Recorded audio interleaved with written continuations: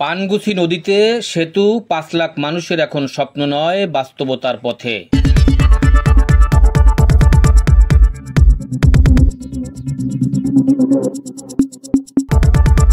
বাগেরহাট জেলার মোরেলগঞ্জ শরণখোলার ৫ লাখ মানুষের দীর্ঘদিনের লালিত স্বপ্ন পানগুছি নদীতে সেতু এখন আর স্বপ্ন নয়, বাস্তবায়নের পথে। দেশের সর্বদক্ষিণে সমুদ্র উপকূলীয় উপজেলা মোরেলগঞ্জ শরণখোলা থেকে সড়ক পথে ঢাকা চট্টগ্রামে যেতে অসংখ্য ফেরি পার হতে হয়েছে। কখনো কখনো ২-৩ দিন পর্যন্ত ফেরিঘাটে অবস্থান করে যাত্রীদের ভোগান্তির শেষ ছিল না। বাধ্য হয়ে গাজী অস্ট্রিচ টান রকেট স্টিমারে ও লঞ্চে করে ঢাকা চট্টগ্রামে যাতায়াত করেছে এ অঞ্চলের মানুষ। পদ্মা সেতু বাস্তবায়নের ফলে এ অঞ্চলে লঞ্চ স্টিমার আসা বন্ধ হয়ে গেছে। দূর দূরান্তে যাতায়াতের একমাত্র পন্থা সড়ক পথ। পদ্মা সেতু বাস্তবায়নের পরে মোরেলগঞ্জ শরণখোলার মানুষেরা ঢাকা চট্টগ্রাম যেতে শুধুমাত্র মোরেলগঞ্জের ফেরি পার হতে হচ্ছে। এছাড়াও মোরেলগঞ্জের নদীর পূর্ব পারে 10টি ইউনিয়নের লোকজন উপজেলা শহরে আসা যাওয়ার মাধ্যম ফেরি ও খেয়ার ট্রলার। ফেরি থেকে নদীতে পড়ে গিয়েও প্রাণ হারিয়েছে অনেকে, আবার ট্রলার পার হতে প্রায় ঘটতে থাকে দুর্ঘটনা।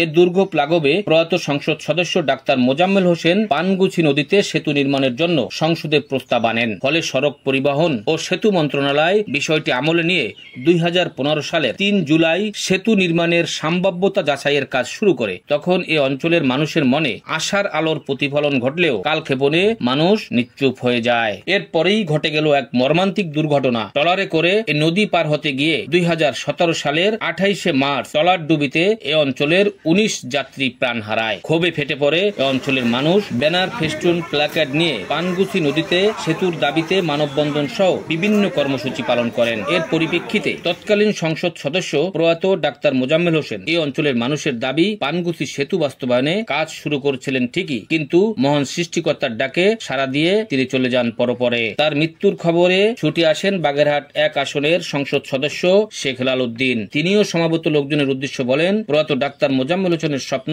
পানগুছি নদীতে সেতু বাস্তবায়ন হবে। পরবর্তীতে সংসদ সদস্য কেন্দ্রীয় আওয়ামী লীগ নেতা অ্যাডভোকেট আমিরুল আলম মিলন এই অঞ্চলের মানুষের দীর্ঘদিনের চাহিদা নদীর পশ্চিম তীরে টেকসই বেড়িবাঁধ নির্মাণ ও পানগুছি নদীতে সেতু বাস্তবায়নে কাজ শুরু করেন। ২০২১ সালের ৪ মে একনেক সভায় পানগুছি নদীর উপর সেতু নির্মাণ শীর্ষক প্রকল্পে ৯৯২ কোটি ৩৩ লাখ টাকা বরাদ্দ করান। সাথে সাথে পানগুছি নদীর পশ্চিম তীরে ১০ কিলোমিটার নদী প্রোটেকশন ওয়ালের জন্য আরো ৬৫৯ কোটি টাকা বরাদ্দ হয়। পরবর্তীতে ১ জুলাই ২০২২ থেকে ৩০ জুন ২০২৩ পর্যন্ত বার্ষিক কর্ম সম্পাদন চুক্তিতে পানগুছি সেতু প্রকল্পটির পরিচালক সড়ক ও জনপথ অধিদপ্তরের প্রধান প্রকৌশলী স্বাক্ষরিত পরিপত্রে জানা যায়, গত ২০২১ সালের ২১ জুন প্রকল্পটির প্রশাসনিক আদেশ জারি করা হয়েছে। এ প্রকল্পে আউটসোর্সিং পদ্ধতিতে জনবল নিয়োগ সম্পন্ন হয়েছে। প্রকল্পের ডিজাইন ও সুপারভিশন কাজের তদারকির জন্য পরামর্শক প্রতিষ্ঠান নিয়োগের লক্ষ্যে ইওআই এর দরপত্র মূল্যায়ন কাজ চলমান এবং ২০২১-২২ অর্থবছরে প্রকল্পটি RADP তে অন্তর্ভুক্ত করা হয়েছে। বর্তমানে প্রকল্পের স্বাভাবিক কাজ চলমান রয়েছে। সেতুটি Kuwait fund for Arab economic development KFAED ও বাংলাদেশ সরকারের GOB যৌথ অর্থায়নে বাস্তবায়িত হবে। ইতিমধ্যে Kuwait fund for Arab economic development কর্তৃক সেতুটির কনসালটেন্ট নিয়োগ সম্পন্ন হয়েছে। কিছুদিন পূর্বে পানগুছি নদীর দুপারে ফেরিঘাট এলাকায় সেতু প্রকল্প কর্তৃক সাইনবোর্ড সাটানো হয়েছে।